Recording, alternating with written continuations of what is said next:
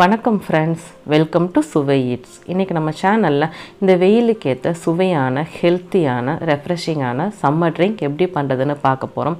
இது குட்டீஸ்கள்லேருந்து பெரியவங்க வரைக்கும் ஒரு பிடிச்ச ரெசிபிங்க. இது வீட்டிலையே எப்படி ஈஸியாக டேஸ்ட்டாக பண்ணலான்னு வாங்க பார்க்கலாம்.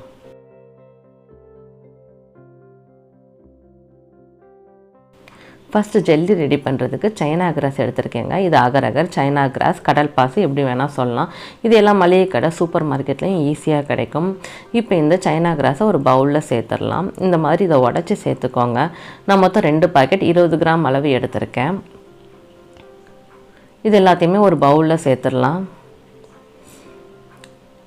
இது ஊற வைக்கிறதுக்கு தேவையான அளவு தண்ணி சேர்த்துக்கோங்க. ஊற வைக்கும்போது நல்லா ஊறி இது சாஃப்டாக வந்துடும் நமக்கு. இப்போ இது ஒரு 10 நிமிஷம் ஊற வச்சுக்கலாம். அடுத்து ஒரு பாத்திரத்தில் 2 கப் 1/2 லிட்டர் அளவு தண்ணி சேர்த்துக்கலாம். 20 கிராம் அகருக்கு 2 கப் அளவு தண்ணி கரெக்டாக இருக்கும். இந்த தண்ணி நல்லா காஞ்சு கொதித்து வரட்டும்.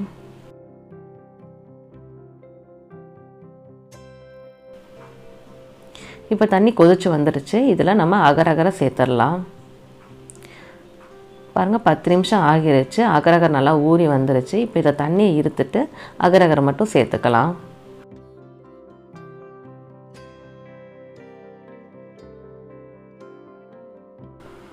இப்போ ஊற வச்ச அகர் எல்லாத்தையும் சேர்த்தாச்சு. இது குறைவான தீயில வச்சு நல்லா குக் பண்ணிக்கோங்க. இந்த அகரெல்லாம் நல்லா கரைஞ்சி வந்துடும். ஒரு 2-3 நிமிஷத்துலேயே எல்லா அகரும் கரைஞ்சி வந்துடும்.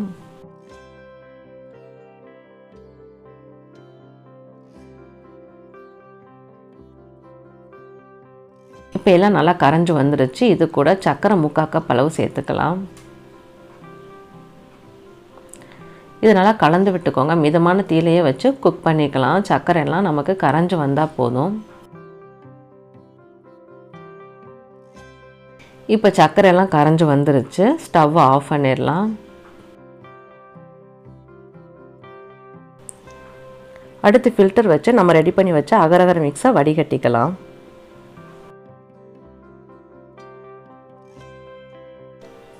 இப்போ இதை வடிகட்டியாச்சு. இதை 3 பிரிவாக பிரிக்க போகிறேன். 3 கலரில் இன்றைக்கி ஜெல்லி ரெடி பண்ணி போகிறோம். இப்போது ஃபஸ்ட்டு பவுலில் ரெட் ஃபுட் கலர் சேர்த்துடலாம். அடுத்து க்ரீன் ஃபுட் கலர், அடுத்து எல்லோ ஃபுட் கலர் சேர்த்துக்கலாம். இப்போ இதில் நம்ம ரெடி பண்ணி வச்ச அகர் மிக்ஸை ஊற்றிடலாம்.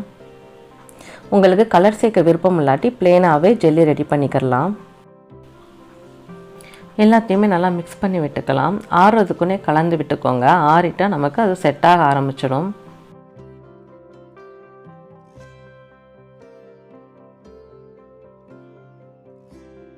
இப்போ எல்லாத்தையுமே மிக்ஸ் பண்ணியாச்சு. இதை 30 நிமிஷம் அப்படியே வச்சிடலாம்.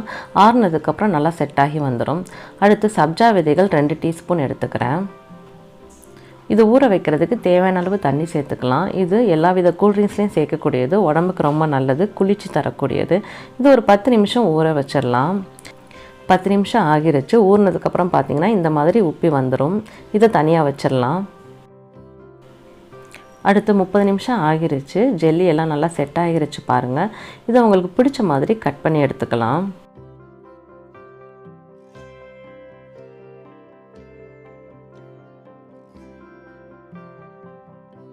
கட் பண்ணதுக்கப்புறம் ஸ்பூனில் லைட்டாக இந்த மாதிரி எடுத்து விட்டிங்கனாவே அழகாக வந்துடும்.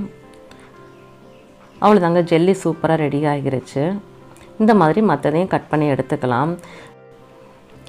ஜெல்லி பண்ணுறதுக்கு அகர், ஜெலட்டின், ஜெல்லி பவுடர் எதை வச்சு வேணால் பண்ணலாங்க. பட் நம்ம இந்த அகர் வச்சு பண்ணும்போது அது உடம்புக்கு ரொம்ப ரொம்ப நல்லது, குளிர்ச்சி தரக்கூடியது. எங்கள் வீட்டில் பார்த்திங்கன்னா எப்போதுமே அகர் வச்சு தான் இந்த ஜெல்லி பண்ணுவோம். இதை நம்ம அப்படியே சாப்பிட்லாம். இதில் இனிப்பு எல்லாமே இருக்குது. சாப்பிட்றதுக்கு ரொம்ப டேஸ்ட்டாக இருக்குங்க. இதே மாதிரி மற்றதையும் கட் பண்ணி எடுத்துக்கலாம்.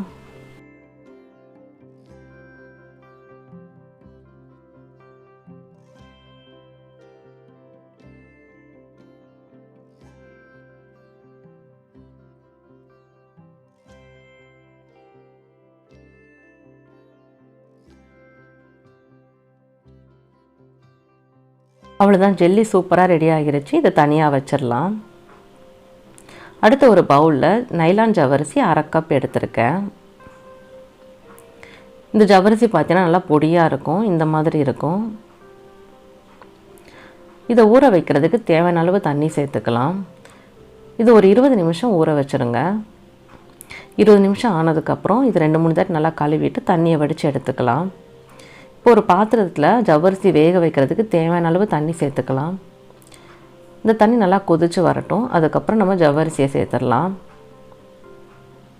இப்போ தண்ணி கொதித்து வந்துருச்சு. நம்ம ஊற வச்ச ஜவ்வரிசியை சேர்த்துடலாம். மிதமான தீயிலேயே வச்சு இந்த ஜவ்வரிசியை குக் பண்ணிக்கோங்க.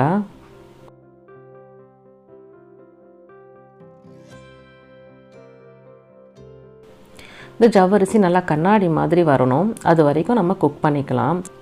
இது வேகிறதுக்கு ஒரு 8லேருந்து 10 நிமிஷம் ஆகும். அது வரைக்கும் வேக வச்சுக்கோங்க. இது ரொம்ப வெந்து குழஞ்சிடக்கூடாது, வேகாமையும் இருந்துடக்கூடாது. இந்த மாதிரி நல்லா கண்ணாடி மாதிரி முத்து முத்தாக உதிரியாக வரணும். இப்போ நம்ம ஸ்டவ் ஆஃப் பண்ணிடலாம். அடுத்து வேக வச்ச ஜவ்வரிசியை வடிகட்டி வச்சு வடிகட்டிக்கலாம்.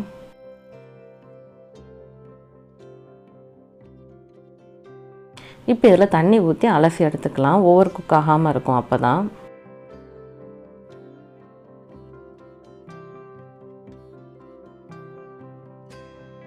பாருங்கள், ஜவ்வரிசி நல்லா ரெடி ஆகிருச்சு. இந்த மாதிரி நல்லா உதிரி உதிரியாக வரணும், பார்த்துக்கோங்க. இப்போ இதை ஒரு பவுலுக்கு மாற்றி ஆற விட்டுறலாம்.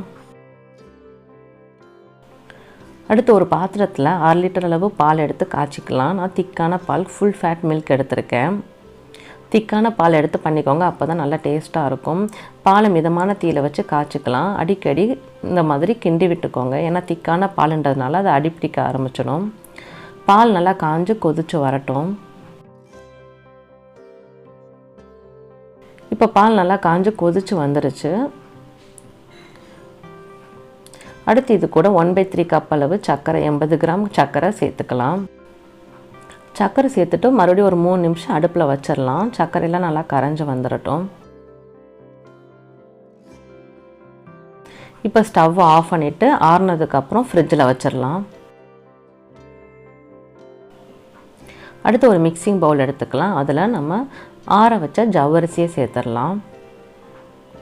அடுத்து இது கூட சப்ஜா விதைகள் நம்ம ஊற வச்சோம் இல்லையா, அதை சேர்த்துக்கலாம். அடுத்து இது கூட ஃப்ரிட்ஜில் வச்சு பால் எடுத்துக்கலாம்.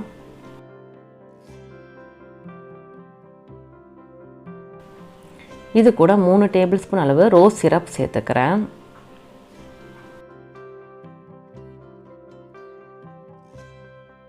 இது எல்லாத்தையும் மிக்ஸ் பண்ணி விட்டுக்கோங்க.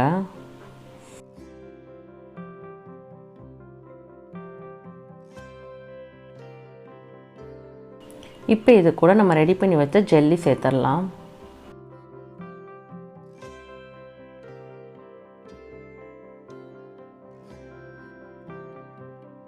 அடுத்து இது கூட கண்டென்ஸ்டு மில்க் 1/4 கப் சேர்த்துக்கலாம். கண்டென்ஸ்டு மில்க் கண்டிப்பாக சேர்த்துக்கோங்க. டேஸ்ட் ரொம்பவே சூப்பராக இருக்கும். இதையும் மிக்ஸ் பண்ணி விட்டுக்கலாம். இப்போ பார்த்தீங்கன்னா சம்மர் ட்ரிங்க் சூப்பராக ரெடி ஆயிடுச்சு. இதை நம்ம சர்வ் பண்ணிடலாம். இதில் நம்ம condensed milk, jelly, rose syrup எல்லாமே சேர்த்துருக்கோம். இதில் எல்லாத்துலேயுமே ஆல்ரெடி இனிப்பு இருக்கும். அதனால் இனிப்பு மறுபடியும் உங்களுக்கு தேவைப்பட்டால் சேர்த்துக்கோங்க. இதில் நீங்கள் தேவைப்பட்டால் ஐஸ் கியூப் கூட சேர்த்துக்கலாம். இதில் நம்ம ரோஸ் சிரப் சேர்த்துருக்கோம் இல்லைங்களா, அதுவும் சூப்பர் மார்க்கெட்லேயே கிடைக்கும். உங்களுக்கு அது வீட்டில் எப்படி பண்ணுறதுன்ற வீடியோ வேணும்னா என் ஸ்க்ரீனில் கொடுக்குறேன், செக் பண்ணிக்கோங்க. நம்ம சேனலில் ஆல்ரெடி அந்த வீடியோ போட்டிருக்கோம். அவ்வளோதாங்க, சூப்பரான ரெஃப்ரெஷிங்கான சம்மர் ட்ரிங்க் சூப்பராக ரெடி ஆயிருச்சு. கண்டிப்பாக இந்த ரெசிபியை நீங்கள் ட்ரை பண்ணி பாருங்கள். உங்கள் ஃபீட்பேக்கை கமெண்ட்டில் சொல்லுங்கள். நன்றி.